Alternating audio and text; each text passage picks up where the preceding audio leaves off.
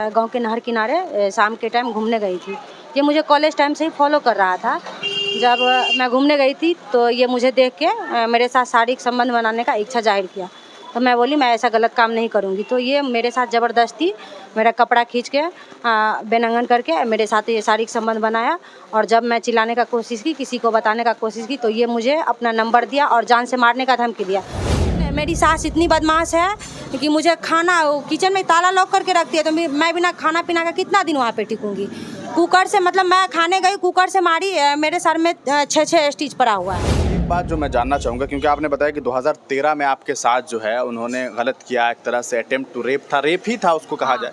तो जब कोई इंसान किसी का रेप कर देगा तो ऐसे शख्स से तो आपको बचना चाहिए था, आपको इसके बारे में कंप्लेन करना चाहिए था कि ऐसे शख्स पे कार्रवाई हो, क्योंकि अगर कोई इंसान इस तरह मैं एक्शन पूरा ली थी। बट समझौता एक होता है ना समाज में, समझौता, वो समझौता हो गया कि नहीं दोनों का सामाजिक स्तर पे। हाँ, सामाजिक स्तर पे समझौता हो गया कि दोनों का शादी, ये डेट ले लिया कि मैं 6 महीना बाद शादी कर लूँगी। आपके पास बच्चे भी हैं? बच्चे नहीं है। बच्चे का 2001 तो पहले करवा दिया था, दूसरा 2018 में जब मैं सिलचर में थी इनके कॉलेज में तब हुआ था। तो उस टाइम भी ये मतलब अवॉर्ड करवा दिया, दूध में गोली मिला के अवॉर्ड करवा दिया।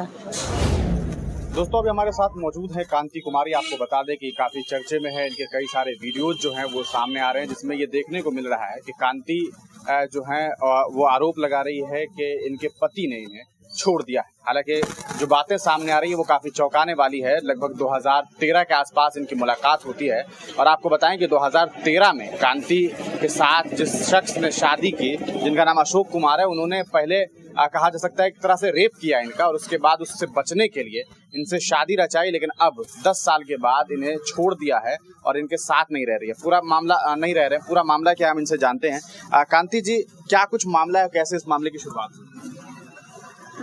2013 में अशोक नाम का लड़का जिसका घर बनौर है, जो मेरा अभी पति देव जी है, 10/10/2013 में मैं गांव के नहर किनारे शाम के टाइम घूमने गई थी। ये मुझे कॉलेज टाइम से ही फॉलो कर रहा था। जब मैं घूमने गई थी तो ये मुझे देख के मेरे साथ शारीरिक संबंध बनाने का इच्छा जाहिर किया। तो मैं बोली मैं ऐसा गलत काम नहीं करूँगी। तो ये मेरे साथ ज़बरदस्ती मेरा कपड़ा खींच के बेनंगन करके मेरे साथ ये शारीरिक संबंध बनाया। और जब मैं चिल्लाने का कोशिश की, किसी को बताने का कोशिश की, तो ये मुझे अपना नंबर दिया और जान से मारने का धमकी दिया। बोला तुम किसी को नहीं बताओगी, मैं तुमसे शादी कर लूँगा। फिर ये मेरे से फ़ोन पे बातचीत करने लगा। रेप के बाद एक तरह से ये मुझे प्रेम जाल में। ये आप लोग बता रही हैं, ये जो घटना घटित हुई, आखिर कहाँ पे ये घटना घटित? मेरे गांव के नहर किनारे। हाँ, तो रेप के बाद ये एक तरह से मुझे प्रेम जाल में फंसा लिया और शादी का प्रलोभन दिया कि मैं तुमसे शादी कर लूँगा। और ये बातें कम से कम 6 महीने चली। 6 महीने ये लड़का मेरे से बात किया फ़ोन पे, फिर मेरे से मिलता जुलता था। इस बीच मैं प्रेग्नेंट हो गई।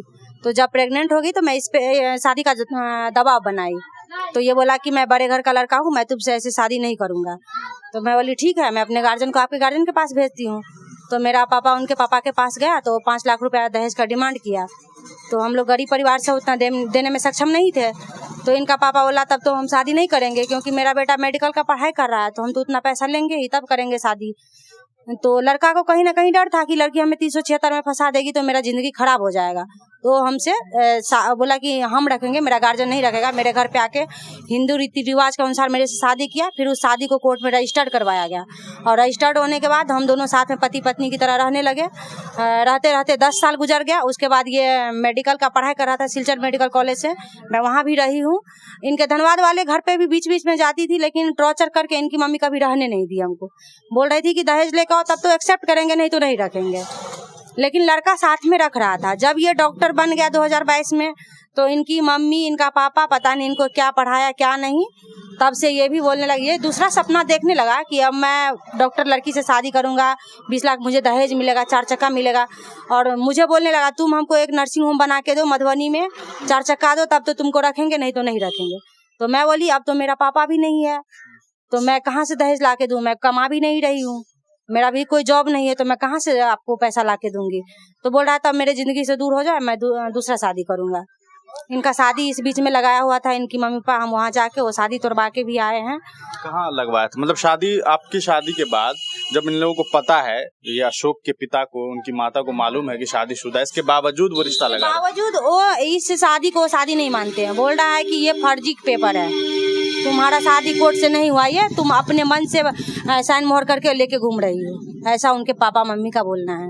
आपकी जो शादी हुई होगी तो उसकी कुछ तस्वीर होगी, साथ में रहा है, सब कुछ है, आपके पास बच्चे भी हैं? बच्चे नहीं है। बच्चे का 2001 तो पहले करवा दिया था, दूसरा 2018 में जब मैं सिलचर में थी इनके कॉलेज में तब हुआ था, तो उस टाइम भी ये मतलब अवार्ड करवा दिया, दूध में गोली मिला के अवार्ड करवा दिया। जब ब्लीडिंग स्टार्ट हुआ तो मैं इनसे पूछी तो बोला कि अभी हम लोग का वो नहीं न था तो इसलिए हम करवा दिए। मतलब ये है कि आप दो बार प्रेग्नेंट हुई, एक तो पहले हो गई थी शादी से पहले, उस वक्त क्या मामला हुआ था? उस वक्त मामला हुआ था, बोला कि बच्चा गिराओ तब शादी करेंगे, नहीं तो नहीं करेंगे, तो इसीलिए मतलब एबॉर्शन करवा दिया गया था। मतलब एबॉर्शन करवा के तब आपसे शादी हुई।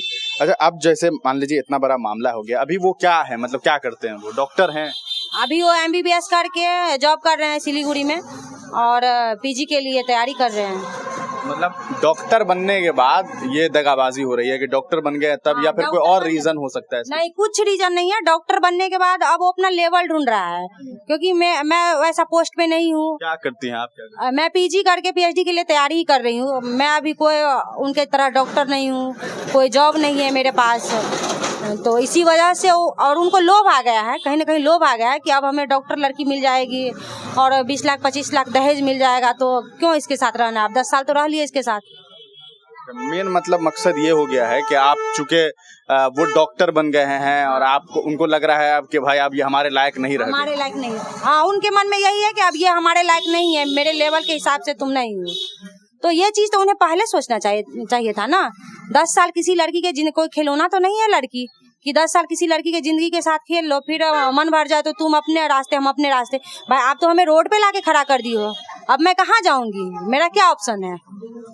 तो पुलिस प्रशासन में कुछ शिकायत वगैरह की आपने? पुलिस प्रशासन में मैं शिकायत की, महिला थाना में की, स्थानीय थाना में की, बट वहाँ पे वो पैसा वैसा दे के जैसे बोला था कि मैं तुम्हारा केस नहीं होने दूंगा, उसी तरह मेरा केस वो लोग लिया ही नहीं।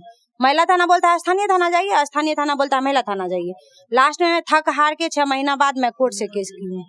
अच्छा, मतलब कोर्ट को भी मतलब आपका कहना है पुलिस वालों को भी सेट कर लिया? पुलिस वाले को सेट कर लिया, इसीलिए तो मेरा FIR दर्ज। नहीं तो मेरे पास जितना सारा पुख्ता सबूत है, कोर्ट मैरिज का पेपर है, इतना सारा फोटो है, तो केस तो लेना उनका उचित बनता है ना। लेकिन वो मेरा केस नहीं लिए, तो इसका मतलब हम क्या समझेंगे? प्रशासन ढीला है। अच्छा, एक बात जो मैं जानना चाहूँगा, क्योंकि आपने बताया कि 2013 में आपके साथ जो है उन्होंने गलत किया, एक तरह से अटेम्प्ट टू रेप था, रेप ही था उसको कहा जाए। तो जब कोई इंसान किसी का रेप कर देगा तो ऐसे शख्स से तो आपको बचना चाहिए था, आपको इसके बारे में कंप्लेन करना चाहिए था कि ऐसे शख्स पे कार्रवाई हो, क्योंकि अगर कोई इंसान इस तरह मैं एक्शन पूरा ली थी, बट समझौता एक होता है ना समाज में, समझौता, वो समझौता हो गया कि नहीं दोनों का सामाजिक स्तर पे। हाँ, सामाजिक स्तर पे समझौता हो गया कि दोनों का शादी, ये डेट ले लिया कि मैं 6 महीना बाद शादी कर लूँगा। ये लड़का जो आप ही के गाँव का है? हाँ, मेरे गाँव के बगल का है, 5 किलोमीटर दूरी पे है। 5 किलोमीटर की दूरी पे है। तो अब जब आप अदालत में कार्रवाई कर रही हैं तो अभी आप क्या चाह रही हैं कि क्या इस मामले का हल निकले? मैं अभी चाह रही हूँ कि लड़का पे लड़का को कड़ी से कड़ी सजा हो, मेरा घर बसे, वो मुझे एक्सेप्ट करे, पत्नी माने, पत्नी का दर्जा दे। मेरा जिंदगी जो पूरा खराब किया है, अब मेरे साथ कौन रहेगा? वो मेरे साथ रहे, हमको एक्सेप्ट करे, पत्नी का दर्जा दे, और नहीं देगा तो उसे कानून एकदम कड़ी से कड़ी सजा दे। मैं यही चाहती हूँ। मतलब अब बेसिकली यही है कि आपकी ख्वाहिश तो यही होगी कि भाई अब जिंदगी सुकून से गुजरे, साथ में रहे, साथ में अगर रहने के लिए तैयार हो जाते हैं तो कोई मामला आगे करने की जरूरत नहीं। भाई क्यों बढ़ेगा? कोई भी लड़की का ये शौक नहीं रहता है कि मेरा घर बर्बाद हो। हाँ। तो दोस्तों ये जो है वो कांति हैं, आपको बताएं कि इन्होंने जानकारी दी कि लगभग 2013 में इनके साथ गलत होता है, फिर 7/7/2014 में इनकी शादी हो जाती है। शादी के बाद सब कुछ सही रहता है। किस साल में ये जो है आपसे पीछे हटने लगे हैं, कब अलग होना शुरू कर? 2022 में इनको जब डिग्री मिल गया है ना, उसी बार नवंबर से, मतलब 1.5 साल से मेरे से मतलब हटे हुए हैं। बातचीत फ़ोन पे हो रहा है, लेकिन उतना मतलब अच्छा से नहीं कर रहा था। अभी तो 6 महीना से बिल्कुल नहीं बात हो रहा। आप कह रही थी कि आप 2023 में भी ससुराल गई, धनबाद, 24 में भी गई, तो फिर वहाँ जाती हैं तो क्या होता है? 2023 में जब मैं ससुराल गई ना, जब मुझे पता चला कि इनका शादी होने वाला है, तब मैं वहाँ गई। वहाँ पे बहुत सारा तांडव हुआ, फिर मैं वो रिश्ता तोड़वाई। और तो वहाँ पे मैं जब रहती हूँ ना, तो ये लड़का वहाँ आता ही नहीं है। और इनकी ये जो है ना, मम्मी पापा को इतना सिखा के रखता है, वो हमको तरह तरह का टॉर्चर, खाना नहीं देना, घर से बाहर निकाल देना। 4-4 दिन हमको घर से बाहर निकाल, मैं धरना पे 4-4 दिन थी वहाँ पे, धनबाद में। हाँ धनबाद में। फिर वहाँ पे भी मीडियाबाजी हुआ, पेपरबाजी हुआ, तो प्रशासन आके हमको घर में रखवा के गया था। लेकिन मेरी सास इतनी बदमाश है कि मुझे खाना, किचन में ताला लॉक करके रखती है, तो मैं बिना खाना पीना का कितना दिन वहाँ पे टिकूँगी।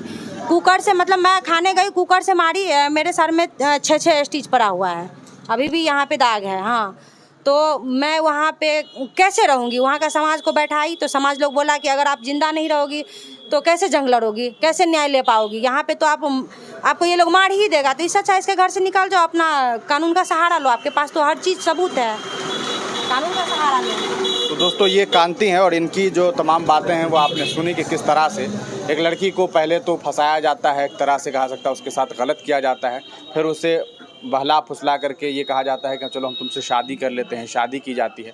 फिर लड़का एक बार बड़ी कामयाबी हासिल करता है, वो MBBS डॉक्टर बन जाता है और डॉक्टर बनने के बाद उसके रुख बदल जाते हैं। वो कांति के साथ धोखाधड़ी करता है। इससे पहले 2 बार ये महिला प्रेग्नेंट होती है, बच्चे को अबॉर्ट करवा दिया जाता है। तो ये तमाम चीज़ें जो है वो काफ़ी बड़ा जुर्म कहा जा सकता है कि एक तो पहले रेप वाली घटना जो सामने आ रही है, जो बता रही हैं ये, उसके अलावा अगर आप देखेंगे 2 छोटे छोटे बच्चे को दुनिया में ना आने देना, ये भी एक बहुत बड़ा जुर्म है। और ये तमाम चीज़ें जानबूझ करके की गई है। अब ऐसे में चाहिए कि जिला प्रशासन हो, प्रशासनिक सेवा से जुड़े हुए जितने भी लोग हैं, उन्हें चाहिए कि इनकी मदद की जाए ताकि इन्हें इंसाफ मिल सके। ये यकीनन एक काफ़ी चिंताजनक मामला है कि एक लड़की के साथ इस तरह से धोखाधड़ी का मामला सामने आया है। आप तमाम लोग इस पूरे प्रकरण पर क्या कुछ सोचते हैं, अपनी राय कमेंट सेक्शन में ज़रूर दीजिए।